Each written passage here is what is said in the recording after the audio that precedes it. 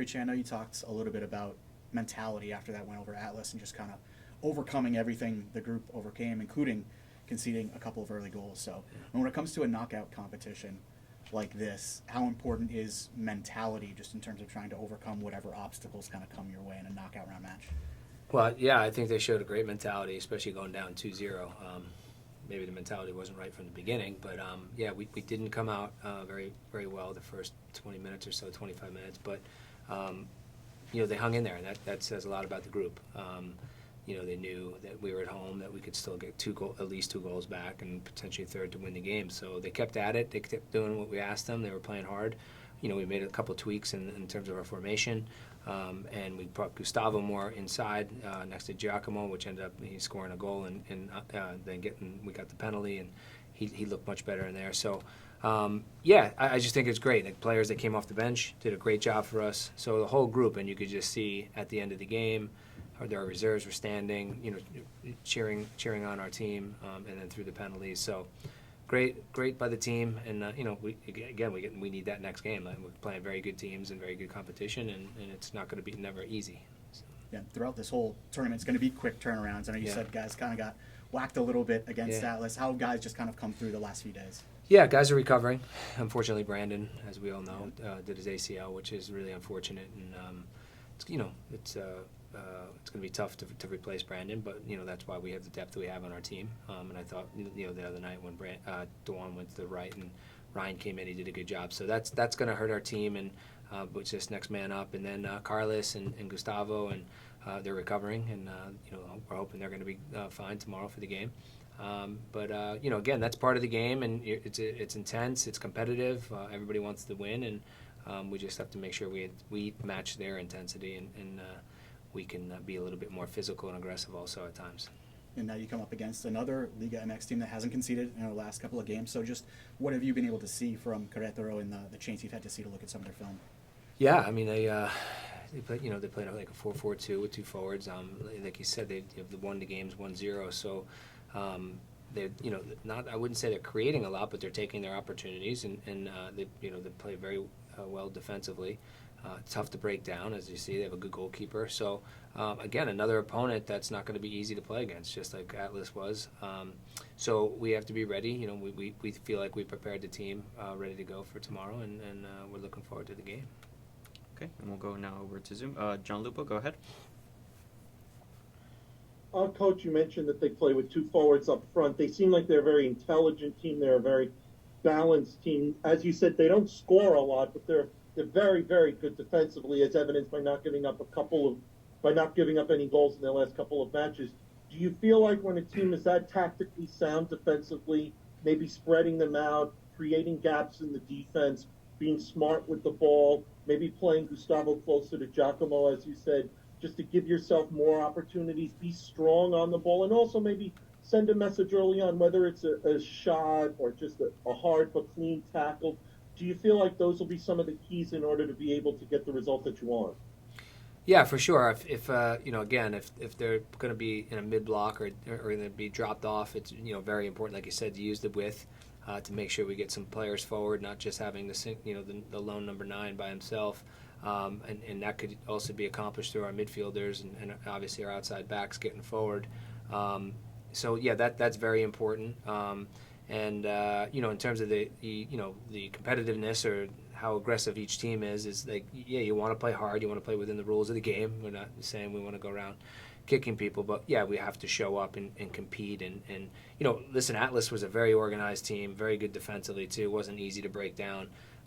So we just went through a game like that. So I think we've had some practice from the last game. Again, if they are going to sit in and try to counterattack into their two forwards, not only do we have to, in the attack, spread them out and move the ball and get good spacing and positioning, we have to be aware of their two forwards up front, and that hurt us early in the game last week against Atlas, where they were able to play into their forward and get chances and actually score goals. So we have to make sure we're secure there in terms of their counterattack and when the ball turns over. Okay, Caroline, go ahead. Hey Richie, thanks for the time. Just from the last game, obviously there was a bit of a slow start. What's going to be the key to an improved start to this game, getting out on the front foot? Yeah, I mean that is a great question because you just don't know why. We did have a and again this could sound like an excuse. We did have a tough week, and maybe there's a lot still on guys' minds early in the game, and you give up one and you give up two, and so yeah, it's tough to put your finger on why exactly was a slow start. I do believe that we did press and we did step high on them and on Atlas, and they were able to play directly forward. In the first goal, we missed an easy tackle, and the guy scores a very good shot. And the second goal, we had plenty of players defending, and we just weren't able to handle Caicedo up front. So we just have to make sure if we're going to be aggressive, that we got to still secure and have a defensive mentality, that we can't get caught numbers down or even numbers and giving up an early goal. So I think that's the mentality we have to have, and we just got to be more competitive. We're at home; we got to put them under pressure. They're not used to playing here, and they don't play on field turf a lot, and they're away from home. So we have to make sure we're ready, and that's my job and the coaching staff's job to get them going. Okay, we'll go with Seth McComber. Hi, Richie. Thanks for taking the time. Brandon By announced that he's going to be out for the rest of the season. Obviously, thoughts are with him. You guys have plenty of options to kind of mix things around. It's tough because the summer transfer window is closed, but will the club look to potentially bring in someone? Well, we're always looking to improve the team whenever we can, and like you said, we can't be making any trades within MLS right now. So obviously it comes through the free agents or whatnot. So we're always looking to improve our team. We're always looking to add players if it makes sense. So even though Brandon is injured, we'd be doing it regardless. So yeah, and what you said, Brandon, is a big loss for us, and not just as a player, as a person, and a guy in the locker room. So we just need other players to step up. Seth, I believe you have another follow-up question. Yeah, just one more question for me. Obviously, Djordje Petrovic has returned as a full participant. I know he was in training before, but now he's in training completely. What were the conversations like to get him to that spot, and is he eligible to play tomorrow? He is eligible to play. We've had very positive conversations with Djordje. Djordje's in a great place right now, and he's available for selection for tomorrow's game. And we'll see when the game starts who's going to be in goal. Okay. And last one on Zoom, we'll go ahead with Richard Thompson. Hi, Richie.